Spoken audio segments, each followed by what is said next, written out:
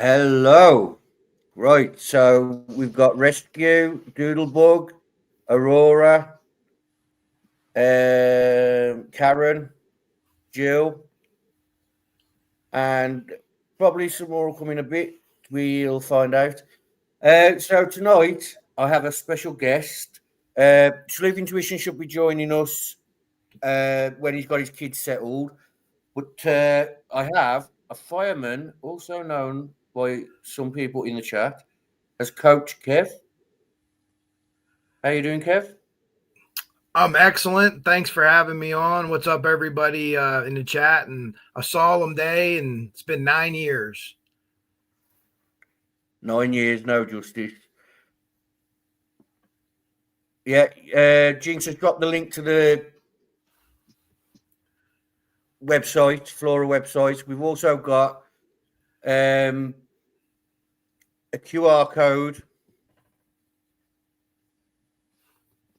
Hide the comments so I can show you guys. Yeah, we've got a QR code as well. So if you want to go to the website, just screenshot that and put it through the QR thing, and it'll take you directly to the website. Karen Sleuth's not here yet.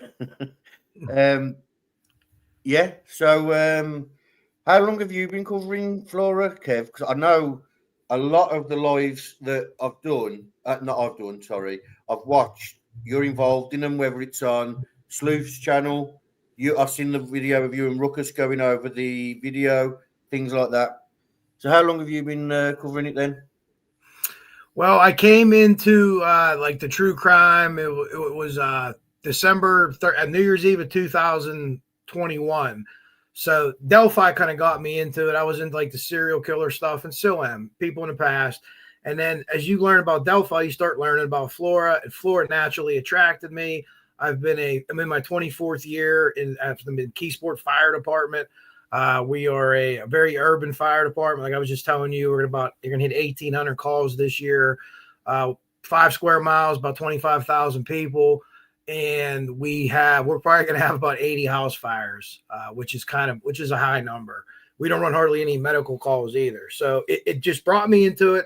And then you hear the things about it, and like I was telling you initially, some of the things that I heard that made me like, wow, that can't be right. Moving bodies, things like that. And then I started to dive into it, and people reached out. I mean, Jinx was one of the first persons to reach out, and Ruckus was one of the first people, and we talked about the smoke and hopefully educated a lot of people. You can see that smoke change when the smoke turns white. It's good. When the guy breaks the window open, that is what caused that, what we call flashover, to happen. And it wasn't Molotov cocktails being thrown in the front door, as some YouTubers suggested. I was able to debunk that immediately and kind of explain to people how we use fans to like blow smoke. So a little crash course on reading smoke, because on that video, I think that's the most important thing. And obviously the fire, but when you see it, when it pops up and things like that. But there's so much there, and there were so many mistakes made initially. It just sucked me into it. I've lost children on calls, and it's always the worst. And everyone stays with you, but especially children. So that's kind of how I got sucked in, and people started asking me questions and then sending me a lot of information. And I was able to like digest some of that information, and the stuff I didn't know, I went to other guys in my department with bigger noodles than I have. So a lot of what you see out is stuff that like initially came out through me and like 3 or 4 other people. And then we just pushed it out to everybody, which I think is key in a case like this. Let everybody see it. You know what I mean? Yeah. So while it's just us, I've got this quick speech I'll read out. This is just from Google. This is for people that don't know about the case or hearing it for the first time. So on the night of November 21st, 2016, a fire broke out in a 2-story duplex, Flora, Indiana, which resulted in the deaths of 4 young sisters, Keyana, Kerriele, Kionnie. The first was later determined as an arson. The fire was. Key events that night include the fire started early morning hours at around 3:30 a.m. The girl's mother, Gaylin, who was first floor, was the only survivor. She repeatedly attempted to run into the burning house to reach her daughters on the second floor, but was forced back with intense heat and heavy smoke. Neighbors on the first responders, including Carroll County Deputy and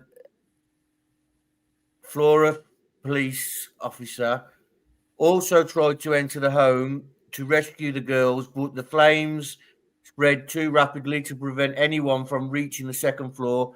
The girls died of asphyxiation and inhalation of carbon monoxide and soot. Gaylin suffered burns and smoke inhalation and was hospitalized for a month. The first call to emergency services was made at 3:35 a.m. and multiple fire departments responded. Firefighters at the scene described the event as extremely difficult, with some noting that the family were poster child for fire safety and had a plan, but the fire was everywhere, too fast for any escape plan to be implemented. The case remains unsolved. The FBI, Indiana State Police, have renewed efforts to investigate the arson. The unsolved nature of the crime and aspects of the initial investigation, including the initial undermined cause ruling and large insurance policy, low value home, had led to frustration and suspicion within the small community. The public is encouraged to submit any tips to the FBI at tips.fbi.gov or calling 1-800-CALL-FBI. That's 1-800-CALL-FBI. Oh, that was a mouthful, and I didn't even get it on screen for everyone. That's a good summarization of it, though. What's up, Frank Meister? He's at Walmart.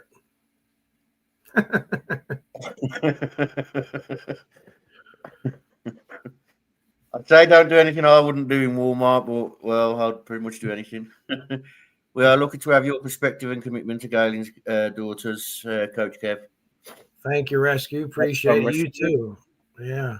And you know what, too? We might as well do it now. At some point, I wanted to bring it up with Rescue and Jinx and, others have done to take care of the graves and things like that, and the dedication, year after year. And they go more than once a year. And it's, Kathy, all those folks, they do a tremendous job. And every time I see those posts where they go, it kind of like renews you, you know what I mean? Like we're kind of in a holding pattern. I think someone has to talk right now. And that's one of the things with arson. You almost have to catch, we joke in the fire service, like you have to catch someone lighting a house on fire with like a lighter or something to find them guilty of arson, unless they're on camera or unless they admit to it. So it's tough.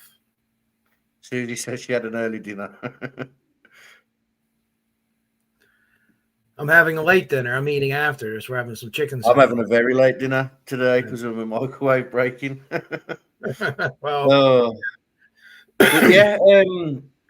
So when because you saw that footage, you've got it on your channel actually, guys.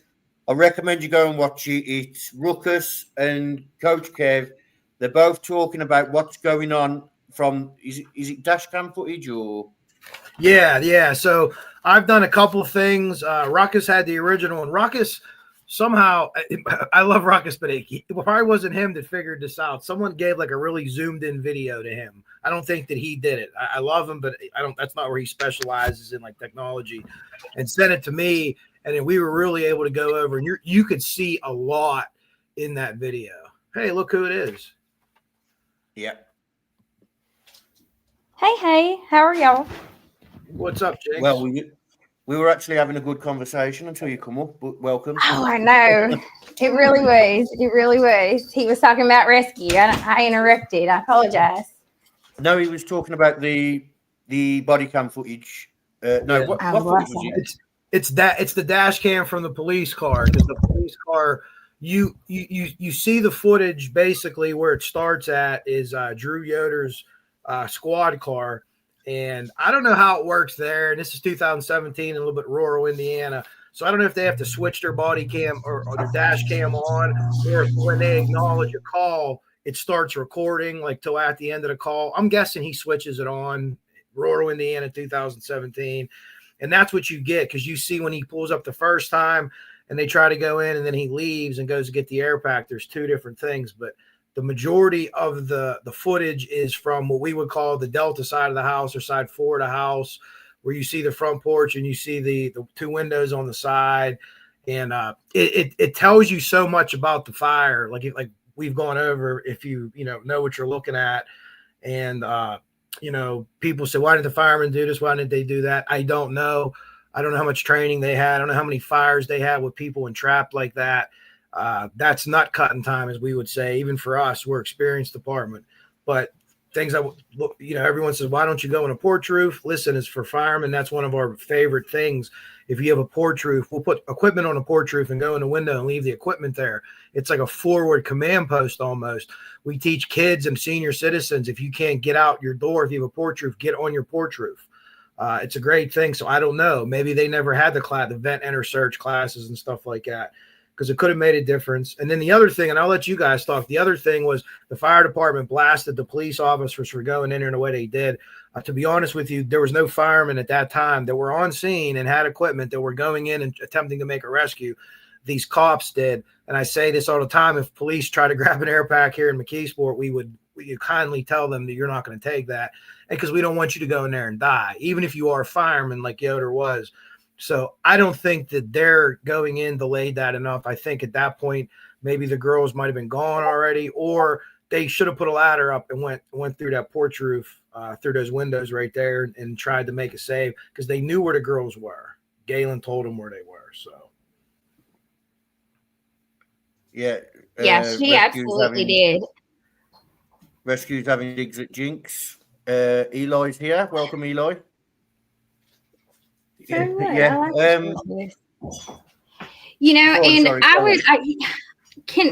you remember, do you have that article pulled up about the fire hydrants, by the way?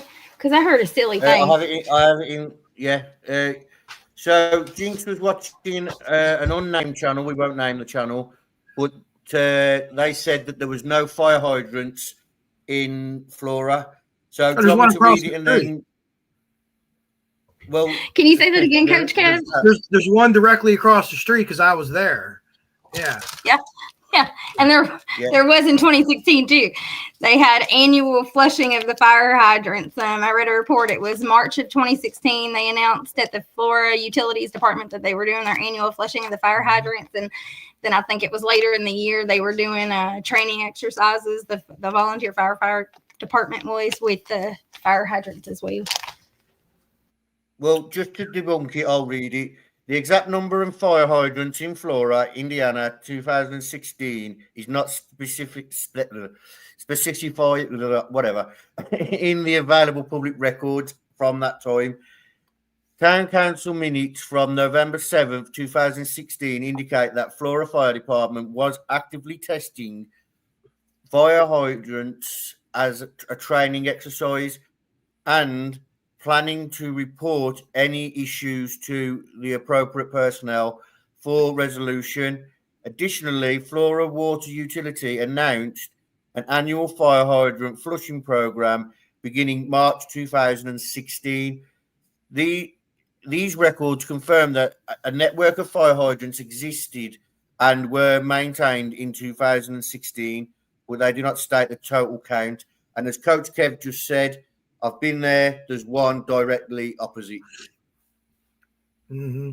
Yeah, I actually have a video of it. If you ever, I'm not sure what probably April of 2024, I think, is when we were out there, and I went there. The house was gone, but I noted right away because I parked it. There's a little church across the street, and I parked in that parking lot. Excuse me. And I noted, well, there's a plug right here, so that's not an issue. But initially, you want to have water, but initially it's the quick. You got to get and go. Sometimes you're going in there without a hand line, without water, to try to make a rescue. Depending on the situation, you always like to have it. Okay, so Coach Kev, just a quick question for you, because me and Ruckus was actually in Discord, and I got the website up, and we were scrolling through the pictures. You see this picture? We was trying to work out why. Now, my reason was that the fire travelled along the walls, as in it spread through the walls and the foundation and things like that. But we couldn't work out why this here. Now, this looks like plywood to me, loads of piece of paper, pieces of wood stuck together. So I would have thought this would have gone up a tree. I'm not seeing the picture you're talking about. Oh, hold on. Have I not? Oh, there's why. There we go. Okay. That's the refrigerator? No, this is. Oh, it could be. But Ruckus told me this was. Can you make it a little bit bigger?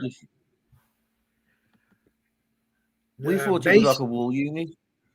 Yeah, based on like its position. Yeah, that's probably not going to be a refrigerator. Looks to me like maybe a cabinet that they pulled off. We couldn't understand why it didn't go up and combust, because it looks like plywood to me. They could have. It's possible that they could have pulled that off a wall to check behind it. If you see behind it, it's like burnt. Maybe there was fire behind the cabinet. They pried the cabinet off the wall and then started opening the wall up. It doesn't look like it belongs in the place that it's in, unless it's metal, unless it's an old metal. Maybe Kathy would know, like those old metal cabinets that are, like my grandma had them, years ago. Because like I could see how it's like warped like a metal. Yeah. Yeah, that's not. That might have been like her microwave cart. You know what I'm saying? You could have had a metal microwave cart. Yeah, that's about the height for it, but it could have been moved. To me, it looks like it was moved. It doesn't look like that's where it sat at, just because of where the fire is. Like right to the right of it, it's the charring on it. That's really hot fire, and that unless that's metal. It does look like it could be metal. But you see, the way I looked at it looked like plywood, like with the way it bent and that. But you could be right. Metal could do that. Metal can obviously warp. I mean, we know like from 9/11, but like even that type of metal can warp. And it was a tremendous amount of heat in that kitchen. That got extremely hot. But it doesn't look like that it's natural to that position. And I would say that, and things get moved, and sometimes they take pictures. Sometimes you don't remember what you moved. The investigators will come in and said, okay, there's this big cabinet in the middle of the floor that was on fire. Where was it at? And sometimes they'll even have us take it back over and like hold it up where it was at so he can take a picture as best he can. And he'll note, this is the best that we can recreate this for their stuff. But they'll also take pictures of the shit like we just leave on the floor and stuff like that too. Yeah. So Ruckus said something interesting, that basically the fire, like when it started and things like that the stairway acted as a chimney. So all the smoke went through that. So basically the design of the house and the way it was laid out, as in openings and things like that, it was basically designed for a fire. Not saying it was. I'm just saying like with how it turned out. Yeah, well, like the initial design of the house was one thing, and they since we would call retrofitted the house and made it to apartments. So when you went up the steps, so when you walk in the front door and a little bit, maybe 10 feet or maybe 12 feet, there's a left and you go up the steps. And then when you get to the top of the steps, the girls' bedroom's to the left. To the right of that, they put in a wall, what we call a party wall, because it doesn't bear any weight or anything. It was put in like just to like separate things.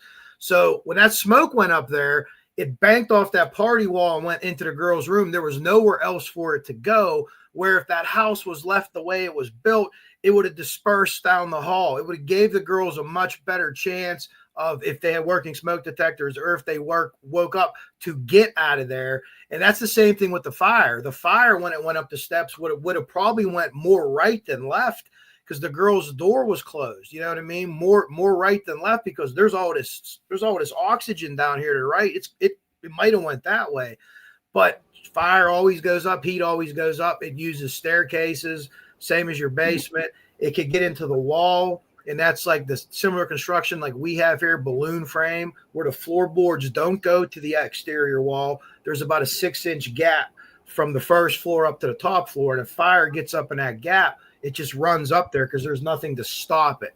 And but in this situation, once they broke that front window, that fireman took that front window. It was an ill-advised move. And you could see the fires even rolling over their head. They're not ready for it. They need to know, if I take out this big giant opening, this is going to just make this thing go. And that is exactly what happened. And at that point, they're 100% sure it was over for the girls. It was probably over sooner than that. But once he did that, there was no going back. Yeah. Hey, now, would you? Go on. Sorry. Do you mind to clarify about how it was Dennis Randall who had deemed it an arson, and it was 2 months later, which was about 3 weeks before Delphi happened, he deemed it an arson. And in his arson report, he said that there was multiple points of origin, which then, will you talk about the Vergon report and how he went over and said what happened instead, because we know that Dennis Randall was wrong. Yeah, I mean, like, go you're ahead. gonna ask him things to talk about. Just give him one at a time. Well, no. I just want, I am. I just wanted him. I was just giving like a baseline of like my thought of train. Like Dennis Randall, multiple points of origins. We know that is a flagrant report. It's not even near accurate. And Vergon, who has way more experience, did a report on this, and I wanted Coach Kev to bring that up. So it was they're both kind of linked, because they're, it shows the incompetence of this case, and it shows when people figured it out and tried to help out, which Vergon did. So Dennis Randall initially, after, it would have probably been January, or it was January, I believe, maybe the beginning part of January. It was mid-January 2017. Yeah, he did that. Dennis Randall, on a Saturday morning or Friday night or Saturday morning, it was after hours, sends an email out to the people that were investigating his case and says, hey, I'm going to rule that this is an arson. There's multiple points of origin with multiple accelerants. And all these, there's this email chain, and all these other folks are like, Denny, they call him Denny, hold off. Don't do this. Don't do this. We need to do more research. But he was hell bent on this.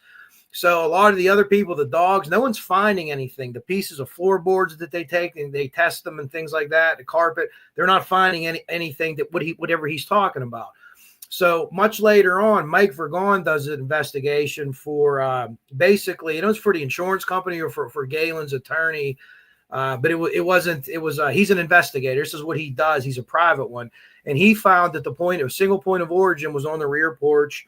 And everything that Dennis Randall said, he used this term, that Dennis Randall did not use science to come to his investigation, to come to his conclusions.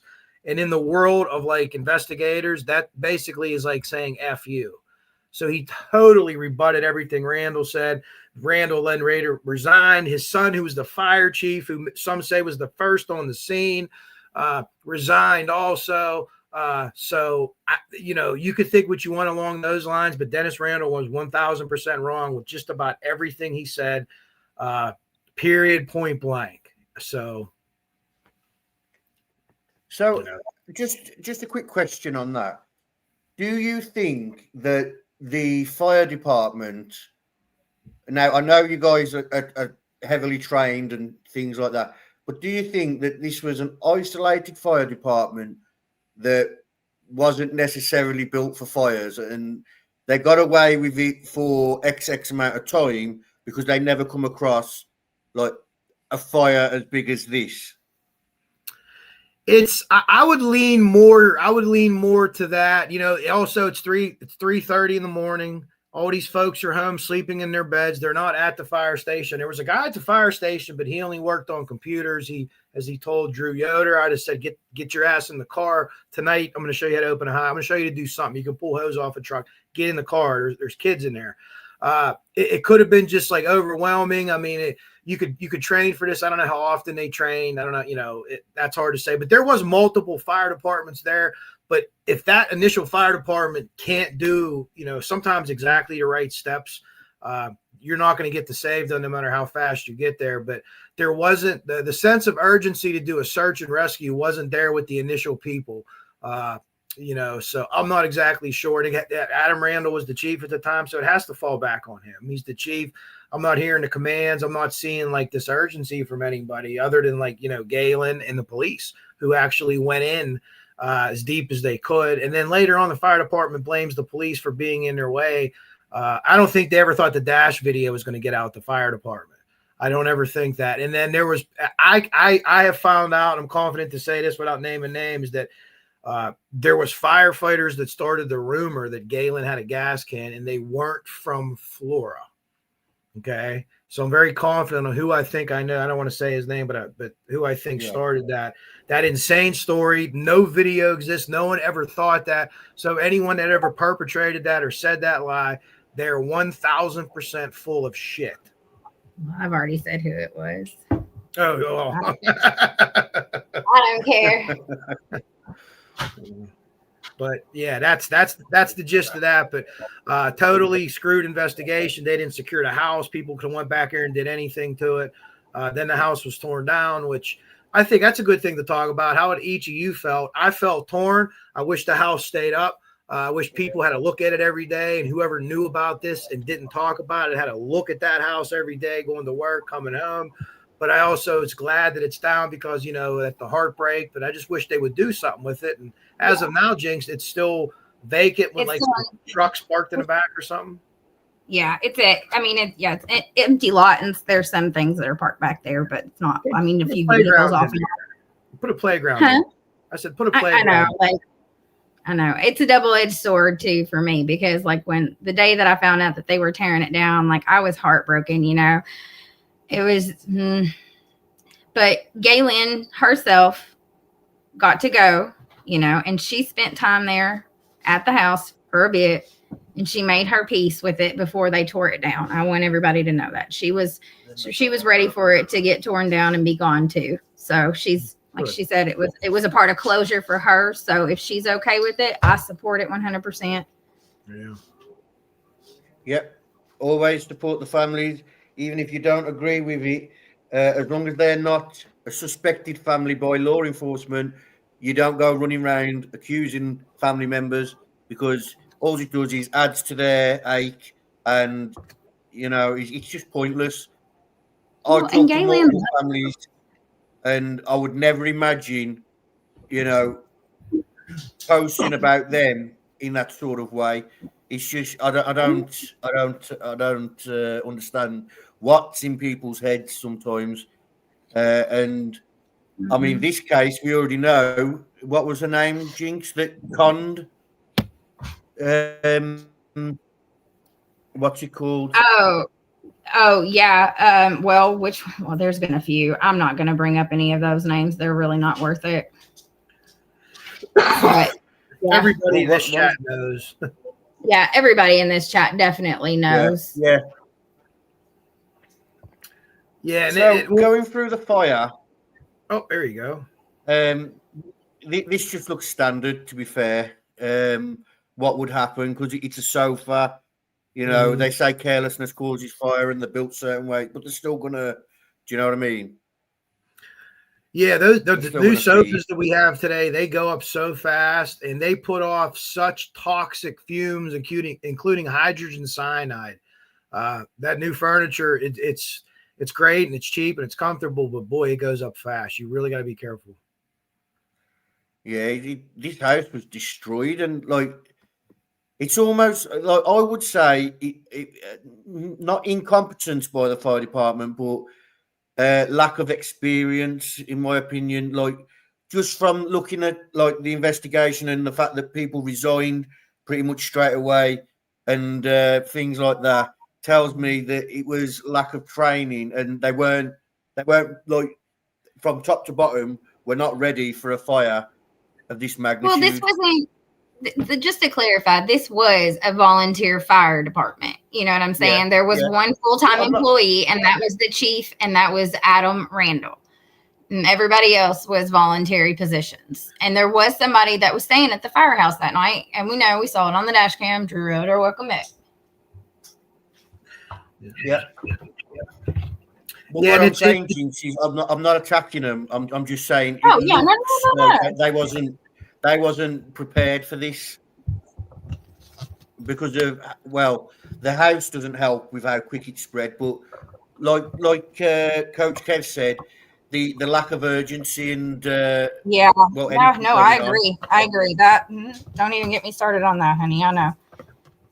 That's on the chief too. That's on the chief. Yeah. Oh, one of the claims that was made was the battery. If you on that picture, the smoke detector was that the battery melted so you couldn't see it. That was one of the claims that was made. I can tell you that's 100% not possible. False. If that battery's going to melt, I got news for you. That plastic's going to melt away. Yeah. There's going to be evidence to substantiate that claim. I've told the story of a Sears battery. That's how old it was. It was early in my career. Fires out. It's melted and it's still going off. We take it outside, put it in the yard just because we're tired of hearing it. We're rolling up hose like a half an hour later. I watched my deputy, Vince Wassel, walk over with a sledgehammer and just start hitting with a sledgehammer. And he looked at us. He was like, boys, you better buy your smoke detectors from Sears. Because like it was melted, but it was still going on. Fire out. I mean, that's a hell of a sales pitch right there. And there's, you can see the room, you can see the smoke line. That wasn't the color of the room, but you can see the smoke line. Yeah, it's like here, isn't it? Yeah, pretty much so. You can see on that door or that dresser, whatever that is there behind the door, is the kind of that's about where it gets to that. But you're getting extreme heat in there too. Yeah. Yeah. But they did have some was it first degree burns, I think I saw is what they said on it. Yeah, they were all various like different levels depending on where they were and maybe who was awake and where they went to and then you have there'd be the kitchen here. I believe left to right. Right would be the back porch from this. It was against the back wall. You see the windows there. If I'm right about that, those are the windows that are. Look at the neighbor's house, the relation of the guy that owned the house. Yeah, that was Adam Ayers. Yeah, and his wife at the time, Elizabeth, were staying at the house next door. Now, Adam Ayers is the nephew of Josh Ayers, who owned both of those homes, but he had them under his LLC, Birch Tree Holdings, who his business partner was Troy Helderman. Mm-hmm. Troy Helderman, fire chief. Well, it's at one point. Well, at one point he was, but at this time it was Adam Randall. Yeah, and it was after. Let me make that clear. It was after Adam Randall when Helderman became chief. Yes, it was after. So you said it was like extreme heat. So my question to that would be, what would cause the extreme heat in a house fire? Is it because it's a house fire and everything's enclosed, or would it be the fact that this house was basically fuel for a fire? And it was all wood all the way through, or would it be the accelerant was used, and the accelerant is why it was so hot? That accelerant is basically just that. It just starts the fire. Depending on how much you use, it could make the fire hotter for a period of time, but the accelerant burns off quick. When we saw the science on this fire, what made this fire so hot is it was an oxygen-starved fire. So when you get there and you can see the smoke pushing up, but you don't see any flames yet. So the fire that started in that back room and moved into the kitchen has consumed pretty much everything that it could consume. So it's just sitting there waiting, and it gets incredibly hot. If you were able to go look in the windows at his house, before you'd see you wouldn't see necessarily big flames in the kitchen. You would just see would look like almost like the inside of a volcano. You would see orange glowing and, a little bit of like yellowish smoke. And then once they began coming in and out of the house and opening the front door, that fire began to spread. But for whatever reason, it kind of sat in that back of that house and became very, very hot. And then once, the front, they purchased the window in the front, they go through that front window, it's like a blowtorch. And once it goes up those steps, all that heat and all that energy that was sitting in the back of that house just waiting, it's getting pulled faster than like a car can drive and just going. And where's it going to go? it hits those steps and that heat wants to go up, and it's just all going up them steps. It's almost like a volcano of smoke and fire is the best way to put it. And it's heartbreaking when you know who was up there, but scientifically, to me, that's pretty much how that all worked. Yeah, and we know based on Elizabeth Ayers' statement that she didn't call 911 first. She called Josh Ayers, and Josh Ayers showed up before. Now, he had to drive. He doesn't live in like city limits of Flora, so it took him, maybe like 7 minutes, maybe 8 minute drive, I think, something like that. Just say 10 minutes, who cares? But he had to drive there, and he did beat the fire department there, and he was the one who was actually smashing out the windows. Yeah, which is an absolutely galactically stupid thing to do. If we would pull up at a fire and someone was smashing the windows out, we have the carte blanche from the fire chief, the mayor, and city council to go punch them in the face, because all they're doing is making the fire worse. And like, what's wrong with you? I've never heard of anything like that. It's beyond bizarre to me. Yeah. Yeah. And now, did you see any firefighters busting out any windows during that dash cam footage other than the front door whenever they finally went in? At the very, very end of it, a guy breaks out that first window, but it doesn't need to be broke. The fire's basically knocked down at that point. But hey, I went to a fire, I broke a window. It was one of them situations, I figured. But no, I didn't see anything. You could hear stuff in the back, but I don't know if it's a fireman breaking it out or if it's what we call self-venting, where it gets so hot it breaks the glass. So I can't say for sure. I don't know. Yeah. Well, Ruckus told me something about this photo, and I'm trying to remember what it was. That was it. So they went, when they got there, they went to the top of the house, and they got because this is a flat at the top, or apartment, you guys call it. Yeah. So what happened was they went to there, told them, get out. And then the fire department then believed that the upstairs was cleared. Yeah. Now, the girl's bedroom is on the opposite side of the house, like where this little window is, that small window, because the others up the stairs, once you get up the stairs, there's the window, but there's underneath the stairs there. Their house is literally on the opposite corner of the house on the other side. You know what I'm saying? So it would be. Yeah. So and sorry. Their smoke detectors work on that second floor. Mm-hmm. Yeah. Miss Dawn's and her boyfriend, their smoke detectors work. They had a daughter too, or he had a daughter, but she wasn't there with them that weekend. But the firemen. So the thing of it is, and maybe they didn't know where the bedroom where the bedroom was laid out because they did this work after the house. But every fireman, everyone that lived in that town knew the girls lived there, because that's like the main drag in their town, if you will. Mm-hmm. They would always be in the yard, and they would wave to everyone. And from what I understood, just about everyone would wave back to them. So maybe you didn't know where their bedroom was, but you know that those 4 girls lived there because they were just always out in the yard, right, turning cartwheels, whatever they were doing. You see all those pictures of them, and everyone waved. Well, I mean, if Gaylin said where she lived, it was I live downstairs in this house. Yeah. I have the downstairs at this house. And I could tell you that when a mother's standing in the middle of the street at 3:00 in the morning screaming that her kids are in this room and she's pointing to a room, you can 1,000% bet that that's where her kids are at. And I've heard people say silly things about people should be asleep at 4 a.m. It was a Monday morning, and people who live in rural areas get up early because they got to work early. They literally rise with the sun. Gaylin was asleep because she was woke up. But I know this because I read out something that she said in an article, because I've got no talent to have to read them. So, the article said that, Gaylin woke up and she's like rummaging around, screaming and that, like. She got outside, and then she tried to get to the girls. She couldn't get to the girls, so she went outside to get air. And then all the fire departments and that started showing up, but it weren't straight away. First the police come, and then the fire departments come. and she was life flighted out of there for her burns, and so was Drew Yoder.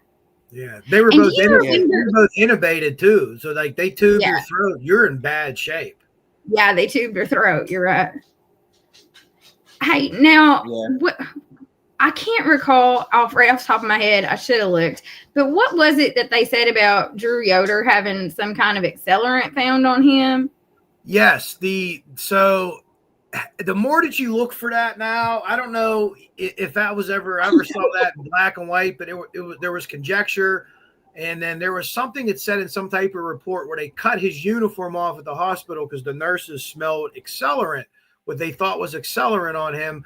And clearly something happens when he's on the steps, and you can see the window. And if you know how an air pack or an SCBA is set up, you could see his pass device and his light going off, and it starts to flash at the same time as you hear the alarm. It sounds like a car alarm. So when I asked Gaylin, I was like, did you ever keep nail polish on the top of the steps? Your nail polish remover? Because it was something like acetone or something was on him. And she said that she couldn't remember doing that. But nail polish remover is acetone. And I know some people, they might do it here. You know, Brooke or her daughters just set something on the top banister. And if it was sitting up there in a plastic container and it just, you know, heated to the point of its fire point or ignition point and just blasted off on him, that could explain some of the burns he got. But she didn't think of that. That's just a conjecture by me or just a thought on things that I've seen over the years. Yeah. Well, I forgot what I was going to say now. I was going to, oh no, it's gone again. Let's just look at the pictures. Everybody look at the pictures. I forgot what I was going to say. I've gone completely blank. What was it? It was about, I don't know. It's gone. It's gone. But yeah, this is the stairs. As you can see, like it's just full with soot, and obviously, all the walls are just marked from smoke. It wasn't just a fire that killed 4 kids; it was an horrendous fire. I mean, just look at. I've never seen a fire. Kev, you probably have, but I've never seen pictures from a fire where everything's this black, and you can see how thick it is. Do you know what I mean? It's not just like a thin layer, or like in certain places, even at the bottom, it's black. Do you know what I mean? But you can still see where the smoke was traveling at the top. It's crazy. The higher up on the wall is the thicker, the worse the smoke that you get, obviously. I think that's pointing at the smoke detector. But you can see there's a couple of things on the steps. Now, those things might not have been there. They might have got dragged down from the room when they were bringing the girls down or whatever. And things happen. Things accumulate on the steps, actually. There's usually a lot of debris and stuff like that. So you can be careful getting up and down them. But I just wondered if something was at the top of those steps. Something was up there.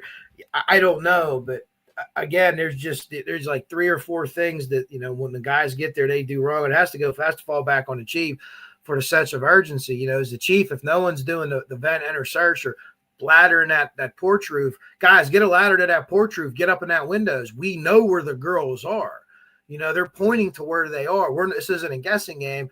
So the front door is kind of out, right? Because that fire's pushing at us. We can't get up the steps. No problem. Let's get in there and make sure the bedroom door is closed. That's what they teach us. Get in that room. If the bedroom door isn't closed, close it because it gives you a little bit of time. Then you search for the people in that room and you take them back out the window. You don't go back out the door.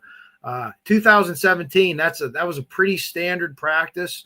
But again, I don't know what training they received. And again, that's all on the chief.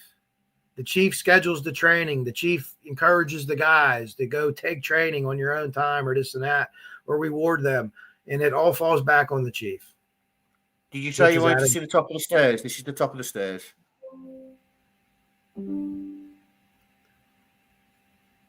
Hello? I can hear you. I just got to charge my they want to charge here. Yeah, check out Coach Kev's channel. He's got a few videos, and like he said, we've been talking about, he's got the dash cam footage, and they're telling you from a fireman's and a policeman's perspective what's actually going on in the footage, and they point out the wrongs and the rights and things like that. So make sure you go over. Coach Kev also does do serial killer lives. He talks about different serial killers, and he's very patriotic as well. He's also not just a fireman, he's a coach and an elected official of his school board. So a very busy man.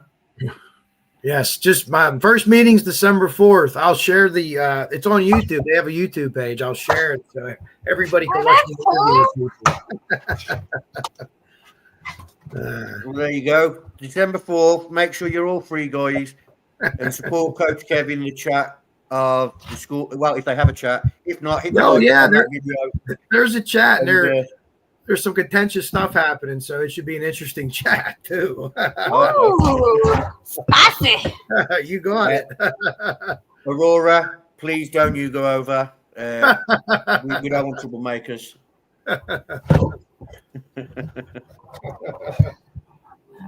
funny. Yeah. Oh, and so I just want to say one thing really quick. You know, Gaylin has recently, talked with the FBI, and they went out there, boots on the ground, and they were working in partnership with the Indiana State Police, boots on the ground and whatnot. But I had asked her about, I was just like, hey, can I ask you something just off the wall? I said, I know you don't have to answer me, whatever, but do you know who Patrick Westfall is? And she was like, she said that they had showed her a picture and she literally can't remember him. And I know somebody keeps saying that she lived like a half a block away from him. He actually lived like way down the road from her. Like it wasn't just like right around the corner. Yeah, that's again. There's no connection here whatsoever to Delphi. It's young girls and it's in a close area, and I get like the mathematic thing, but it's nothing. There's just okay. So what? Becky Patty did the appraisal. I'm sorry, Trosh and Troy Helderman through their business. Birch Tree Holdings LLC went to the bank and said, hey, I want to get an appraisal done. And that bank said, okay. And that bank turned around and commissioned Becky Patty to do it. So, I mean, she didn't really have, any one-on-one interaction until she completed the damn appraisal. And what I learned about this case early on, when I started hearing these same names over and over again, that's not common here because we have fire departments, police departments, and every town has their own. And there's not too many people to do appraisals in a rural area in that big of an area with that number of people. So that's just the bank that they use, and that's the appraiser that the bank uses. There's no crazy thing. And she appraised it for, I think it was $48,000. Now the policy that they got from the bank, the rebuild policy or whatever, it really hadn't anything to do with her. She said, this is what the house is worth, basically, if you would sell it. And then I know what people think about the insurance stuff. And listen, maybe there's something to it, but I just find it hard to believe if this was a professional job, professional arsonists, they're going to do that with girls in the house. They don't want investigations. They want nobody home. They want to destroy the house. There's no evidence. Oh, here, we'll just pay them off and move on. But I certainly won't rule it out either. You can't. Yeah. Well, Jinx was saying something about Patrick Westfold and where he lives and whatnot. So this is where Patrick Westfold used to live and where the house was, isn't it, Jinx? Yeah. Now, this is insurance to... Are you sure that's the house to Patrick Westfold's? Yeah, because his was on Division and she was on Columbia. Okay. I don't know. It just says insurance where you are, like that's all. Okay, so that's that out of the way. Back to the girls. I will be posting this on my YouTube as regular. Coach Kev, if you want a copy, I'll send it you. It's just to get people to the website. So if you want to go to the website, just scan this. Literally, screenshot it, and then go to your QR code, and it'll say scan picture. Click the picture, and it'll do it all for you. Yeah, definitely send that to me. I'll share it out. Yeah, and there's one here for Facebook as well. It's just I've got the option of 3 different sizes. This one's for Facebook and Instagram posts, places like that. And here are the links in the description. I put Sleuth Intuitions in there because I do watch his content, and he was actually one of the first ones when I started looking around for Flora content. He was one of the first ones. I've got Coach Kev's. Obviously, he's a fireman, so who better to have than a fireman in there? Ruckus, he was going to come up today, but he's not in the best of health. Oh, what? What? Yeah, what? You better bite your tongue. You're in trouble now. You're in trouble now. Just as I was about to start slagging him off. There's his link. Jinx is in there too, along with Flora. If you want any updated pictures of the graves, things like that, check out Jinx's channel. And there is also another link that should be in there. The link Jinx will send me, which is they've got a Flora page on YouTube. Hello, Lucas.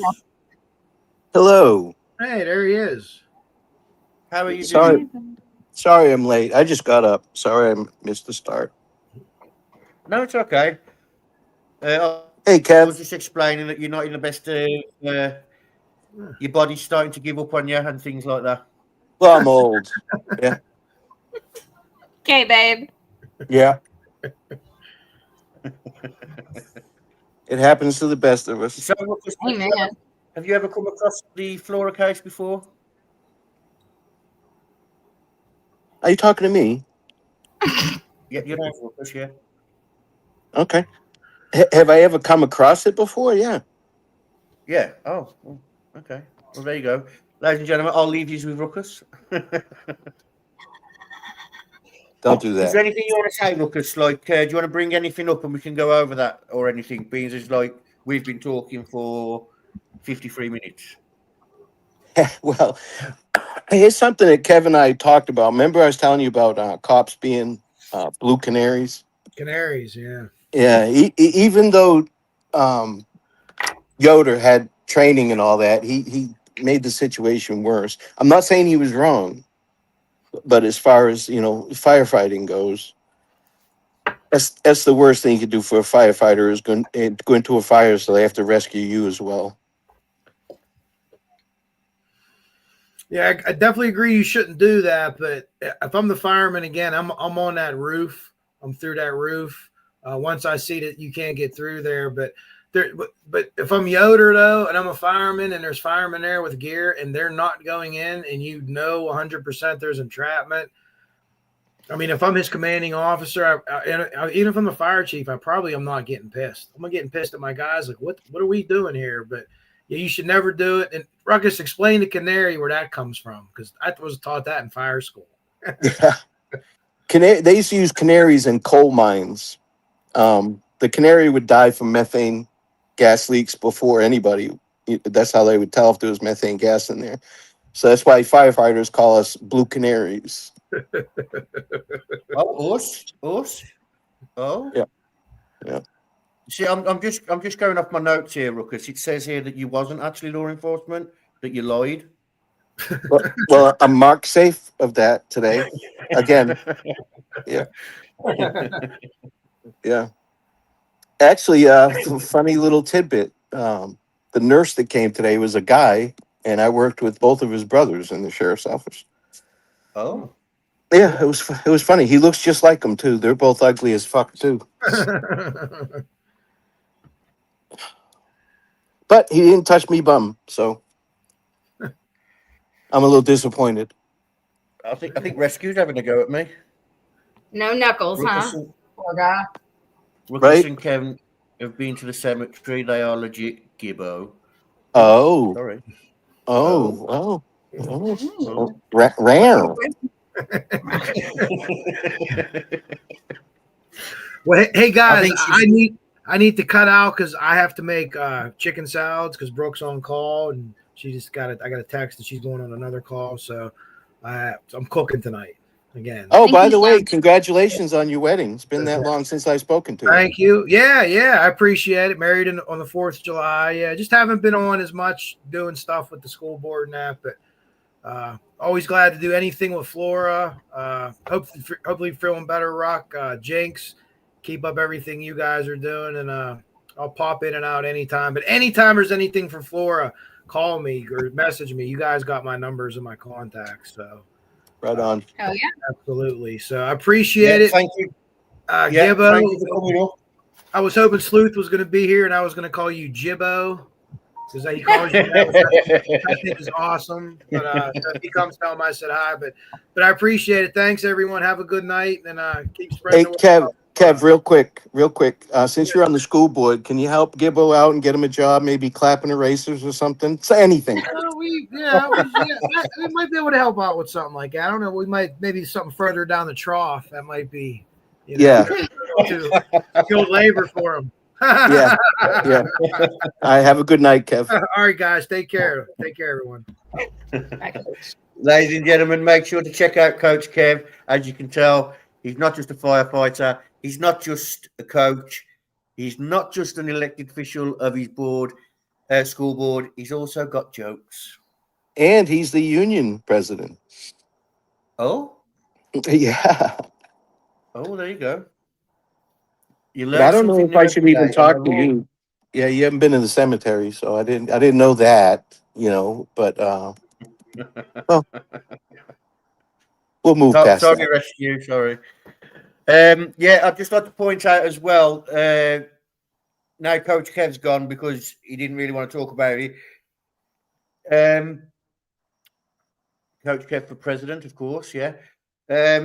So tonight, apparently, there's going to be a special guest on a Flora Live, and I would just like to point out this special guest conned Gaylin, raised money for headstones, and there's no headstones. Not allowed. Headstones weren't allowed in that cemetery. Wait a minute. There have been headstones out there for okay.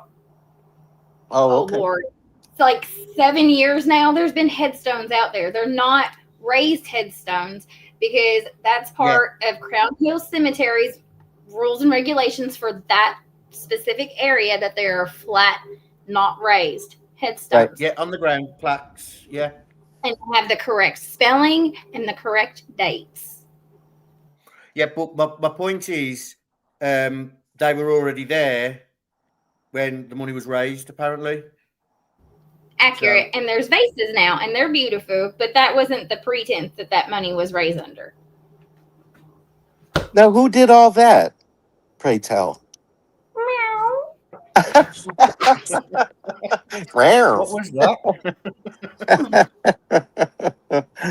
Oh. Little kitten. That nasty little kitten. I'm a pot stirring son of a bitch. Meow's a dong, isn't it? Meow's a dong. She raised money. And she used Gaylin. This is why Gaylin no longer, mainly why Gaylin no longer comes on social media and things like that. No, she won't. She won't come on Panos anymore. She won't do. No, she's done. Like that really. I did a number on her. What's her actual first name?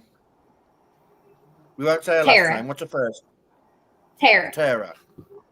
So, Tara Meowzadong, congratulations.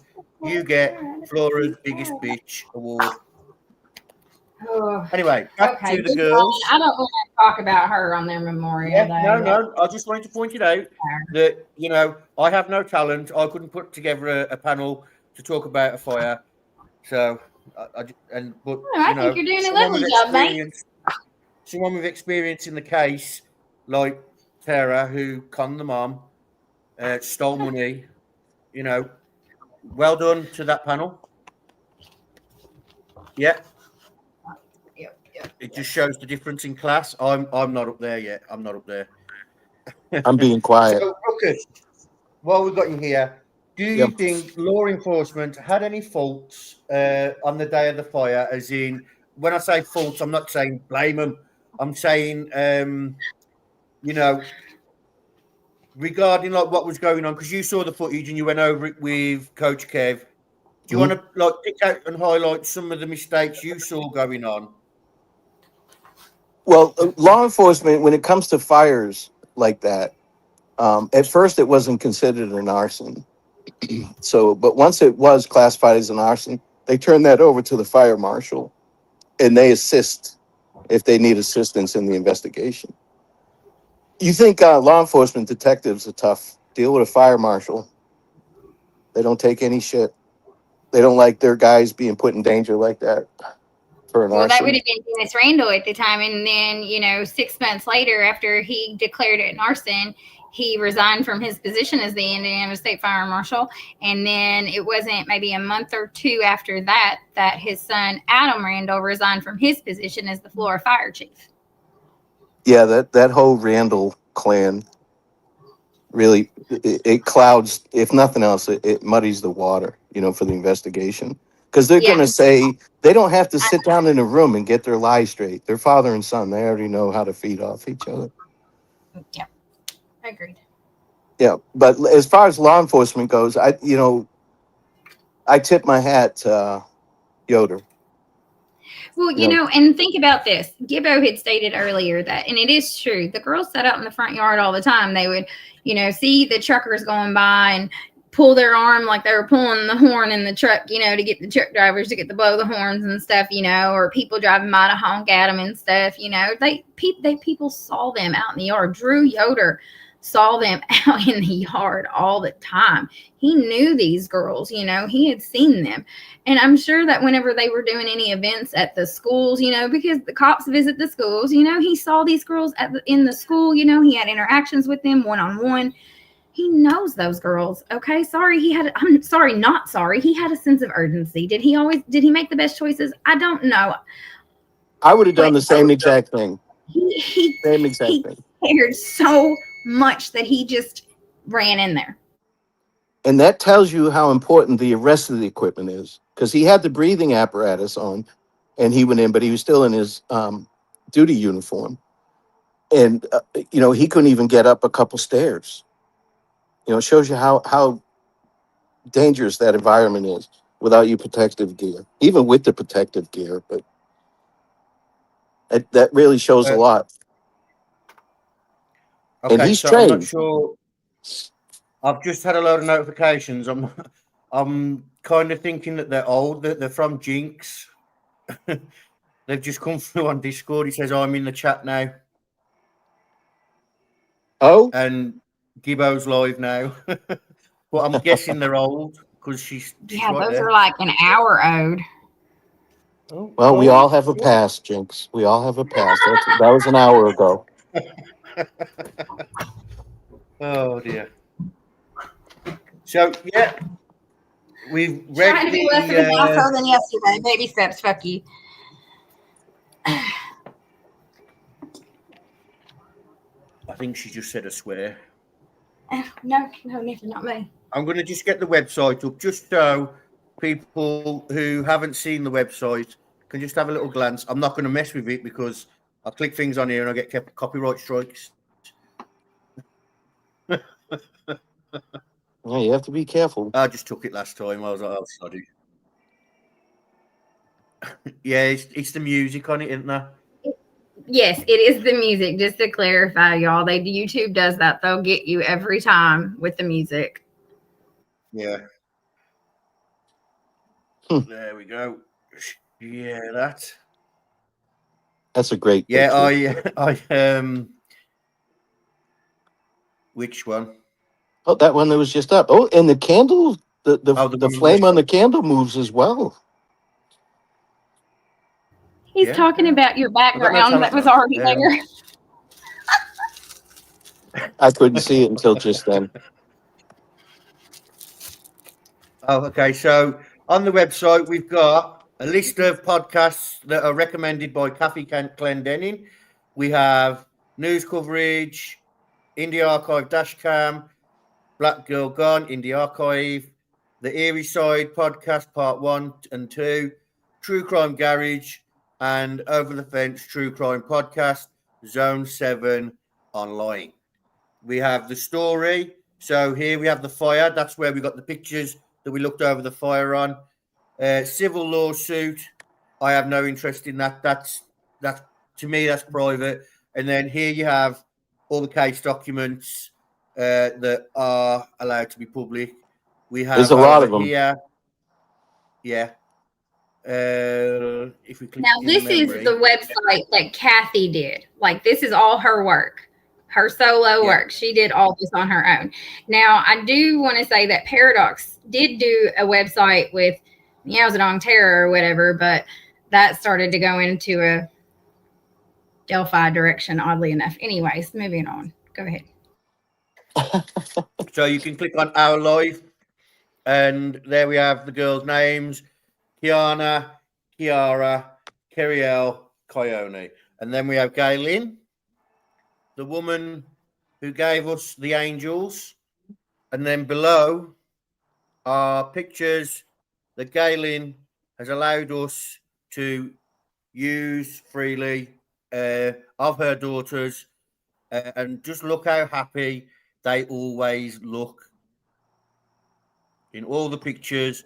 All 5 of them, not just the girls, look absolutely happy. They're living life and enjoying it to the full. She worked 2 jobs to make sure those girls didn't go without anything. Yeah, and you can tell they didn't, because their clothes don't look worn. They look quite, bright and colourful. So they look, and they've all got these big smiles, and the youngest has this cheeky little smile. Let me just try and find it for you. I seen it and I was like, oh my God, she's up to something there. They were happy. She was the baby and she knew it, and she was just, I know. Yeah, they always listen. My 2 younger brothers, like my little brother, he was the youngest for say 5 years, and then my mum had 2 more kids, and he always acted like he was the youngest, like he'd scream and everything. Then when the youngest come around, he'd just walk in a room, see what he wanted, and then run to my mum and go, oh. That's funny. Yeah. And there we have the girls' graves. As you can see, they're not just decorated, they are like little parades. Yeah. And that is down to Jinx and Rescue mainly. I know that they don't like attention for it, but it's my channel and I will say and do as I please. Rescue does lovely work. I'd like to say that. Yeah, she does. She did say something about some things for the back of your car, but Junior says that's sickening. I'm not sure what he's referring to, but I'm probably a bit behind. Yeah, check out Ruckus as well, I suppose. Yeah, let me. Will you stop? Before my channel sinks to the bottom of the ocean, because it's dead in the water right now. Yeah. Yeah, it is. But if you go through Ruckus's channel, you've got the Evansdale content, which I stole some of it, and he still hasn't copyrighted me on. So, where he takes you through things, and what he done is he went out there, recorded it, and then he's sitting there and he's telling you what's around him and explaining the train and under the feet and blah blah blah on that. He also has other content like the Delphi content. He's giving his opinion on that, and also, what's his name? What's his name, Ruckus? Mr. Steve? Oh, I think Ruckus has fell asleep. Mr. Steve? Well, there's Mr. Steve, but I'm on about the guy. No, the guy that you asked me to cover.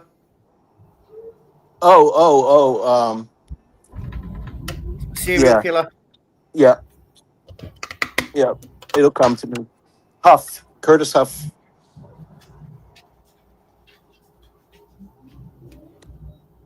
He said Curtis Huff. Can you not Jesus, hear him? Rescue's not giving me any slack tonight. I Yes, I love heard him. I'm being attacked here by a mod. He's the best. Yeah. Where's Sin when you need her? Oh, sorry, Junior. Yeah. All right, where is Sin when you need her? She loves that block button.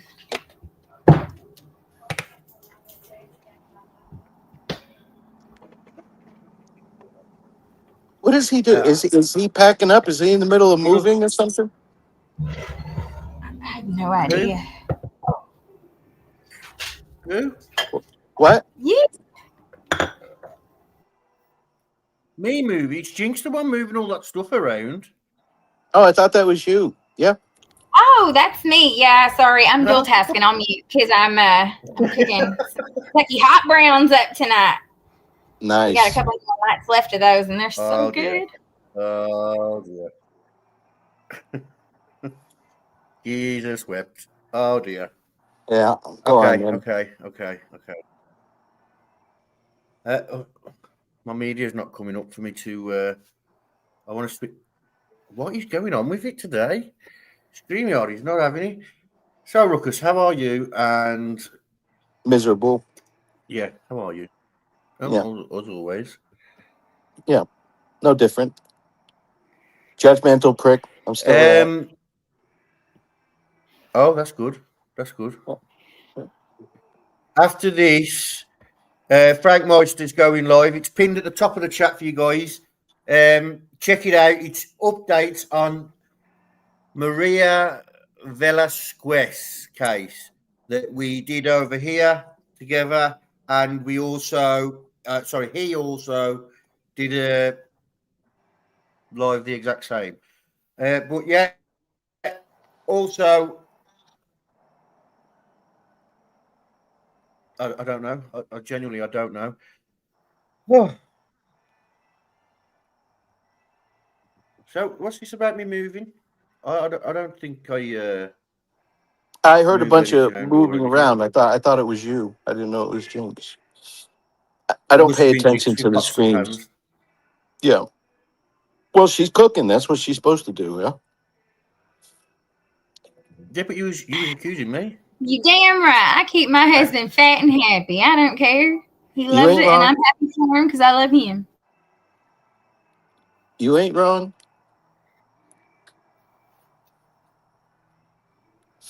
He's lucky. Yeah. Bonnie doesn't cook. The only thing Bonnie knows how to make is. She can make a damn good order at a to-go place, though. Yeah, she makes a great reservation. Yeah. Ooh. Aurora just goes through people's bins. Bless her. So, yeah, guys, directing you over to Frank Meister for the updates on that. Thanks, guys, for coming up. Remember, say the girls' names: Keyana, Keyara, Kionnie, Kerriele. Thank you, Ruckus, for coming up. I know it was only at the end, but it's still appreciated. Sorry, I was late. That's okay. She must be on a period. That's okay, Ruckus. All you eat is cottage cheese anyway. And she's right. And blueberries. Yeah. Well, because you're on a diet like me. Sometimes strawberries, but I fancy blueberries. Yeah. Okay, then, guys. Remember, say the names, say them clear, loud, and so everybody can hear. Keyana, Keyara, Kionnie, Kerriele. 4 girls taken way too soon, not even at the beginning of their lives. They were still in school, some just starting, and some just getting into high school. I love cottage cheese. I'm frying me a piece of chicken. Okay, Jill. Thanks for that. Yeah. Again, Ruckus, Jinx, thank you. If there's anything you want to say before you go, please say it now. Thanks for doing this. It's a special day. Thank you for doing this. Thank you for doing this. And Gaylin, if you listen to this, we love you. And your girls' justice is going to happen. Yeah. Okay, guys. Like I said, I'm going over to Frank Meisters now.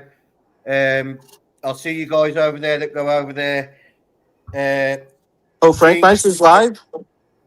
No, he's going live. He's going In live in the like next 10 minutes. 10 minutes, I think, or something like that.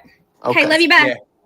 Yeah. Okay, so thank you, Jinx. Thank you, Ruckus. And a special thank you to Coach Kev, who basically did the live. So I will speak to you guys in Frank's chat, maybe. Aurora, please don't come over, as you won't be welcome. Hurrah, ladies and gentlemen.